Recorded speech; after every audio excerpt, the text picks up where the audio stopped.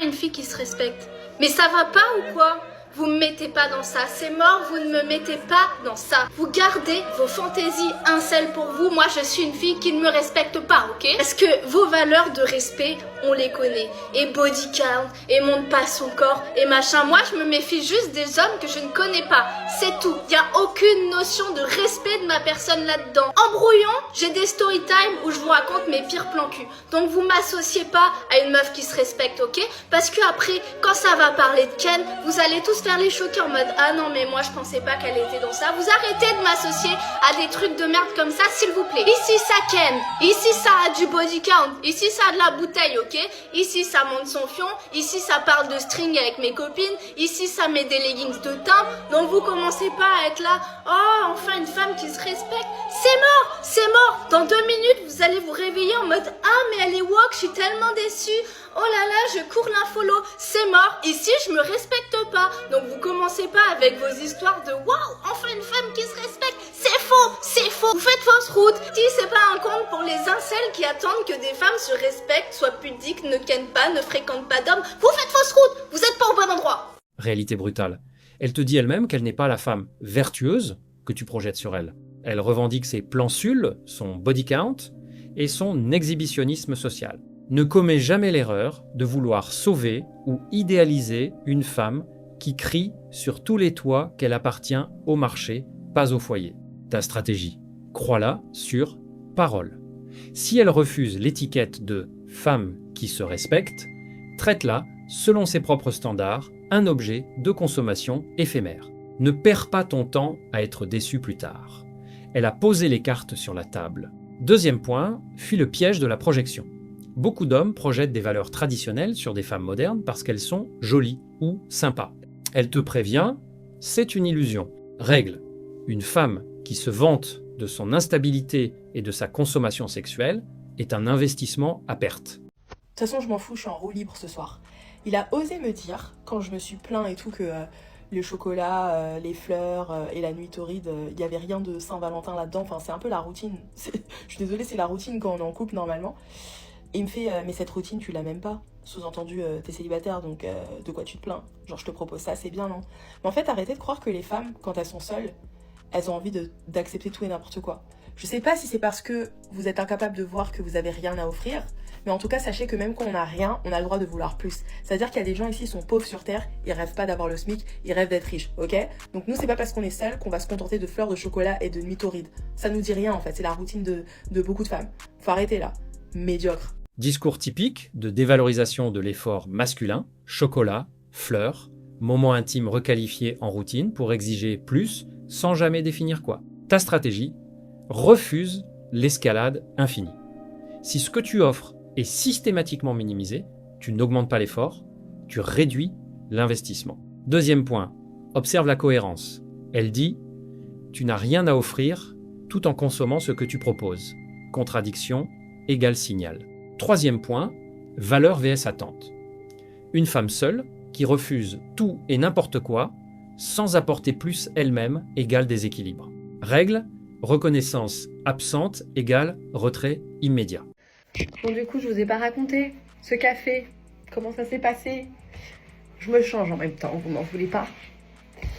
Alors déjà, première chose, on est allé boire ce café, j'avais qu'1 heure. Je lui ai dit ok pour le café, mais je n'ai qu'1 heure. Donc à toi de voir si tu penses que ça vaut le coup ou pas. Et il m'a dit je suis sûre que ça vaut le coup. Ok. Moi faut savoir que sur les photos qu'il avait mis sur son profil, je savais pas trop en fait si j'aimais bien. Il y avait peut-être 4 photos. Sur 3 photos je trouvais plutôt bien. Sur une photo j'étais un peu genre ah en fait je sais pas, genre vraiment elle contrebalançait les autres photos, donc je savais pas trop physiquement si ça allait passer ou pas. Et bref voilà, on se donne rendez-vous, on se donne rendez-vous à un endroit, et donc il est arrivé avant moi, et quand j'arrive à l'endroit où on s'est donné rendez-vous, il est de dos, je le reconnais direct, et là je me dis eh merde il me plaît, j'en suis sûre il va me plaire. J'en suis sûre à 200% il va me plaire. Et donc effectivement il se tourne, et là le mec est beau, le mec me plaît, le mec... Ah, genre, bon bah ok, merde, il me plaît, il a 2 enfants, c'est un peu chiant. Et mais bon, c'est comme ça, c'est la vie. Et je vois que finalement, lui aussi, direct, j'arrive à voir que je lui plais aussi.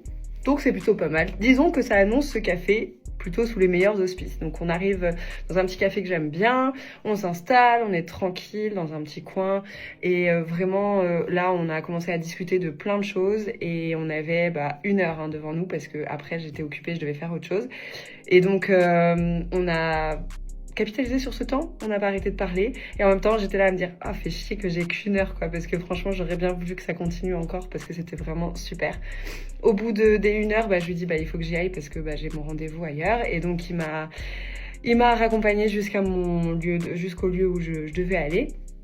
Et puis voilà, on en est resté là. Quand je suis rentrée chez moi plus tard, il m'avait renvoyé un message en me disant que c'était super et que ça valait vraiment le coup d'être venu. Et puis il m'a dit, si tu veux, si jamais t'as du temps dans la semaine pour qu'on se revoie, ça me ferait plaisir. Moi, je lui ai dit que j'étais ok avec le fait de le revoir et que vraiment j'avais passé un bon moment. Et comme il m'avait proposé sur un midi ou pour un autre café, je lui ai dit écoute, viens demain midi, j'ai du temps si tu veux. On peut déjeuner ensemble demain midi. L'importance de la première impression physique. Malgré ses doutes sur tes photos, ta présence réelle a tout validé. Je suis sûr que je vais l'aimer. La réalité dépasse toujours le virtuel, si tu sais te présenter. Ta stratégie, le cadre temporel court. Lui accorder seulement 1 heure crée de la rareté et de la frustration positive. Elle en voulait plus, c'est exactement là que tu veux qu'elle soit.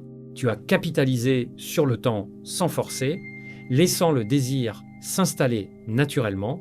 Deuxième point, la gestion des bagages. Elle note tes 2 enfants comme un point ennuyeux, mais l'accepte face à ton attractivité. Ton statut de père ne doit jamais être une excuse, mais une facette d'un homme qui gère sa vie. Règle, sois meilleur en vrai que sur ton profil. La surprise positive est un levier de séduction massif. Où sont les hommes? C'est ce que je veux savoir. Où êtes-vous? Je suis allée à la salle de sport, je suis allée chez Target, je n'ai pas été partout. Où êtes-vous? Où êtes-vous? Où êtes-vous tous? Où sont les hommes? Où sont les hommes qui veulent se marier? Où êtes-vous?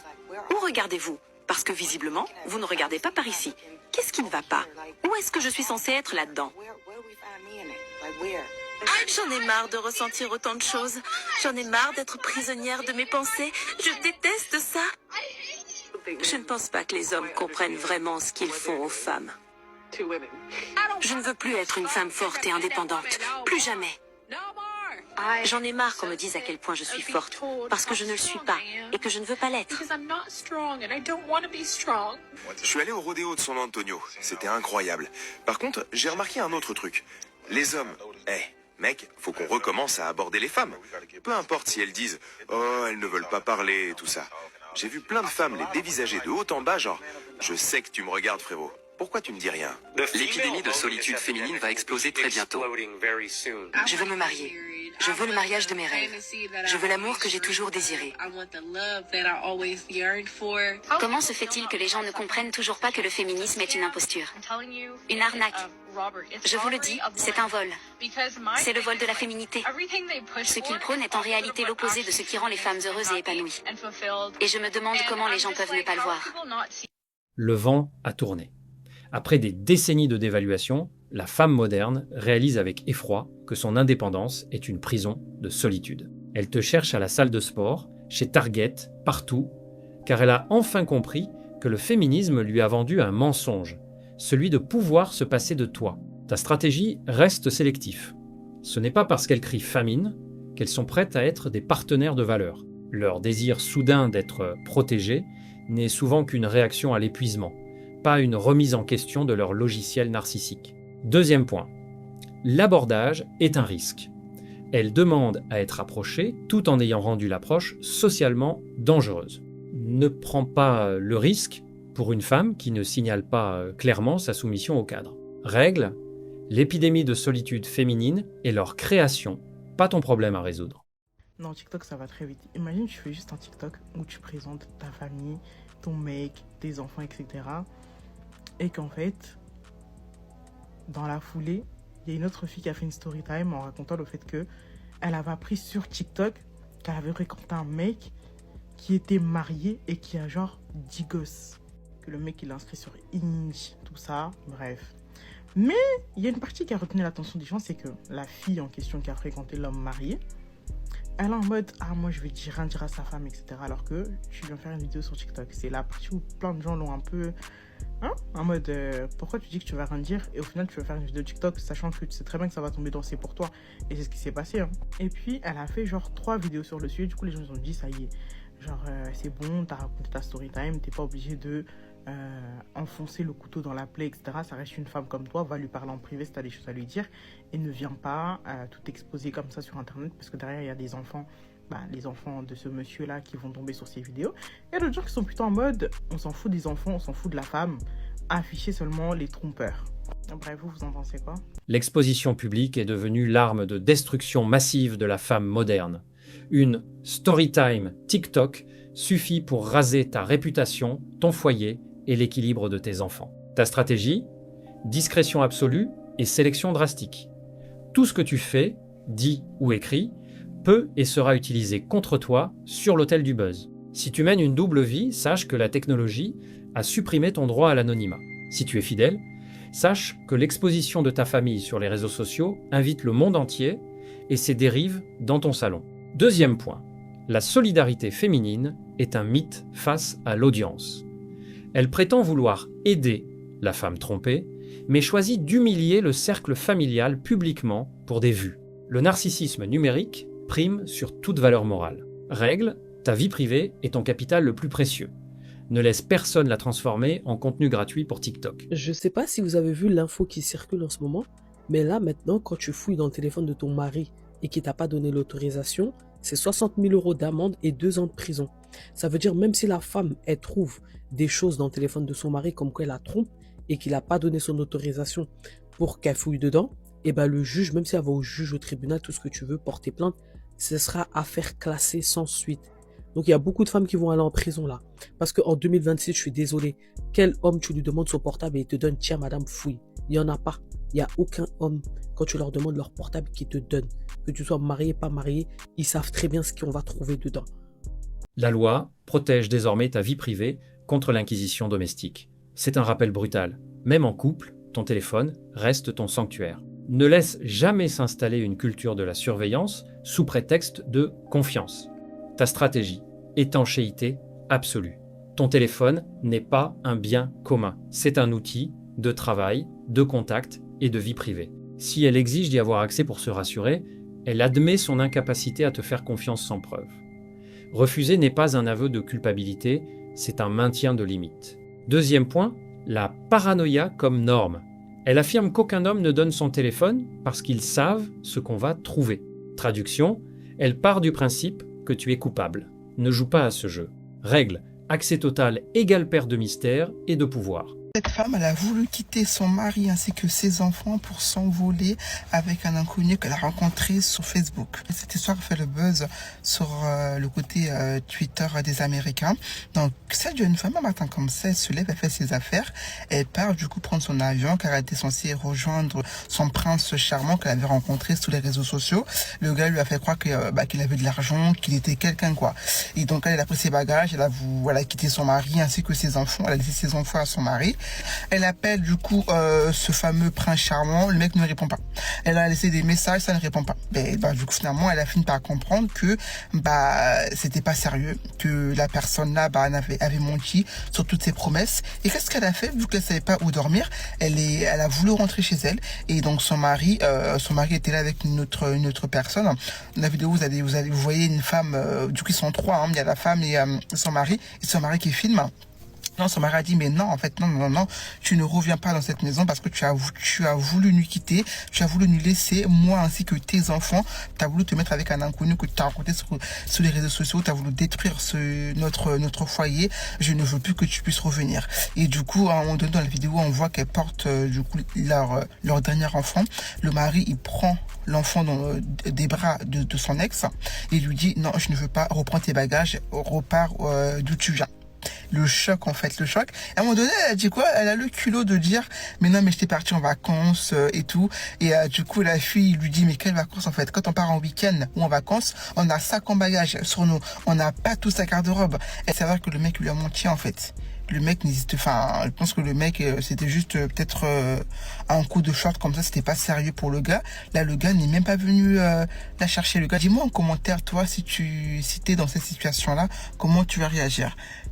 La loyauté féminine est devenue un concept volatile, indexé sur l'apparition d'une meilleure option perçue. Elle est prête à briser un foyer et abandonner ses propres enfants pour un mirage financier sur Facebook. Ta stratégie, pas de seconde chance. L'homme dans cette vidéo a pris la seule décision digne, le bannissement définitif. Une femme qui part pour mieux et revient parce qu'elle a échoué n'est pas repentie, elle est juste sans option. Si tu la réingres, tu ne répares pas ton foyer, tu valides ton statut de roue de secours. Deuxième point, la protection des enfants. Les enfants ne sont pas des boucliers émotionnels. Les retirer de ses bras et lui fermer la porte est un acte de salubrité mentale pour la stabilité de ta descendance. Règle, une trahison de cette ampleur est irréversible. La porte doit rester fermée, peu importe les larmes.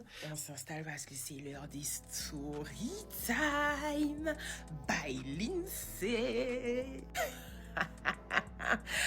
Je suis trop contente. Merci pour les 10K. Franchement, je suis trop contente. Ça m'a fait trop plaisir. Ça touche mon cœur. Vous savez pas comment vos petits messages là, ils piquent mon cœur. Je suis devant l'écran là, je regarde les messages et tout. Mes yeux sont remplis d'eau parce que je me dis mais c'est trop bien. J'aurais jamais cru, franchement. J'ai eu 10K. En 1 mois et demi, 2 mois, même pas à peine, c'est incroyable. Franchement, c'est incroyable. Donc, merci. Du coup, c'est la story time d'une copine à moi et c'est l'histoire de quand son copain lui a fait honte littéralement devant tout le monde au restaurant. Donc, c'était il y a quelques années, je crois 1 an, tout ça. Et on devait aller dans un événement avec une copine à moi. Et du coup, on s'était dit qu'avant l'événement, qu'on allait partir manger au restaurant. Avant l'événement, c'était une soirée et tout, donc avant la soirée. Et du coup, son copain nous a demandé s'il pouvait nous rejoindre et tout, s'il pouvait venir avec nous. Donc on s'est dit, ok, il n'y a pas de problème.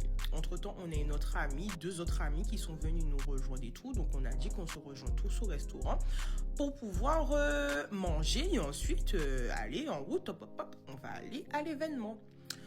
Faut savoir que arrivé sur place et tout, chaque personne s'est servie, chaque personne a pris ce qu'il voulait, mais ma copine n'avait pas très faim. Donc du coup, elle a dit qu'elle allait juste prendre un petit quelque chose, une petite glace, un petit café gourmand et tout, pour pouvoir nous accompagner pendant que nous on mangeait nos plats. Et faut savoir qu'ils étaient déjà en froid, ils avaient déjà des petits problèmes de couple depuis quelques temps. Donc du coup, c'est vrai que l'ambiance était un petit peu très pesante, quoi. Déjà pour nous. Et on mange et tout, c'est pesant comme je vous dis, mais tout le monde essaie de faire bonne figure, de rigoler pour essayer de changer un petit peu les idées et d'apaiser un petit peu les tensions qu'il y a. Surtout que nous devons partir en événement, en soirée, s'amuser juste après, quoi. Donc c'est pas le but que ça se passe mal. Donc comme je dis, on a fini... Désolée, ça a coupé. Donc comme je dis, on a fini de manger. Et là...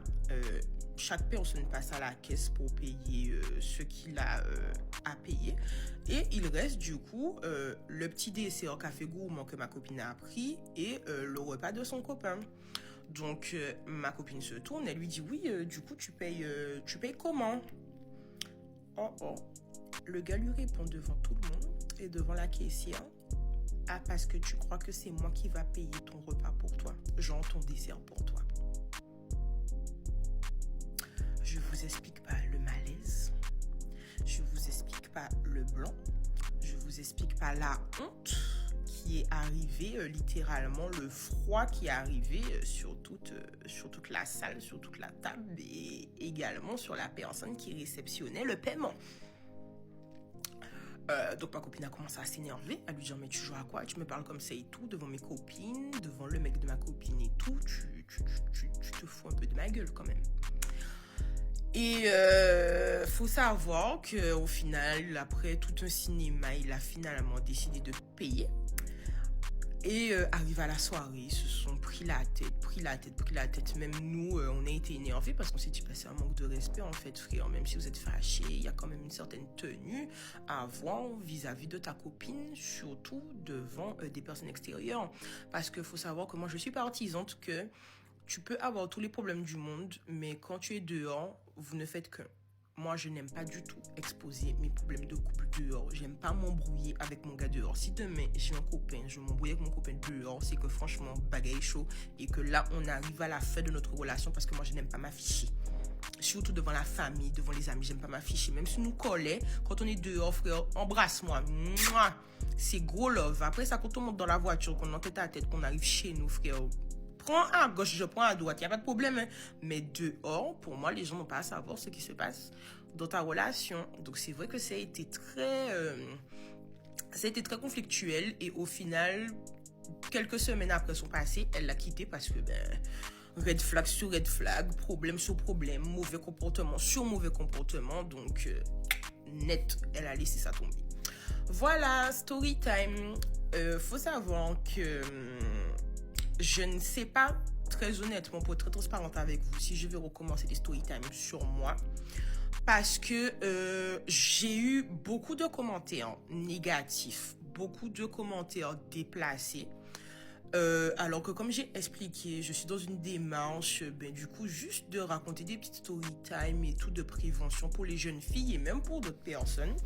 Et ça m'énerve un peu de voir que on m'attaque sur mon physique, on m'attaque sur moi et tout ça. Donc ça a tendance à un peu me déranger. Après ça, je vais faire des vidéos, je vais m'énerver. J'ai pas envie qu'on dise que je suis la mal élevée de service, la sauvage de service. Donc je réfléchis encore très honnêtement à savoir si je recommence les story time sur moi. Je suis en pleine réflexion sur ça parce que le but, ce n'est pas que je passe pour la poissonnière du quartier. Donc, je réfléchis. Voilà, story time.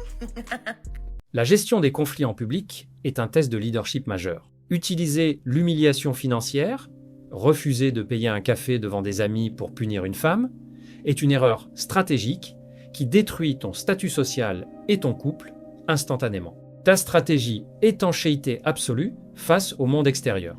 Comme elle l'admet elle-même, une femme peut tout accepter en privé si le cadre public est préservé. Ton rôle est de maintenir le décorum dehors, même si la guerre est déclarée dedans.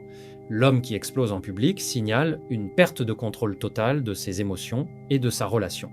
Deuxième point, la fin de l'investissement. Si la relation est lourde depuis 1 an, ne force pas l'événement social.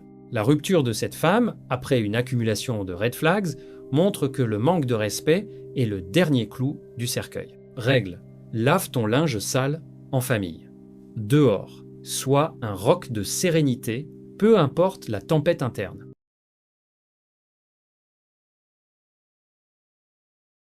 Si cette analyse t'a parlé, alors ne bouge pas. La vidéo qui s'affiche à l'écran en ce moment va sûrement te plaire. Clique dessus maintenant pour ne pas rater la suite. Reste lucide, on se retrouve de l'autre côté.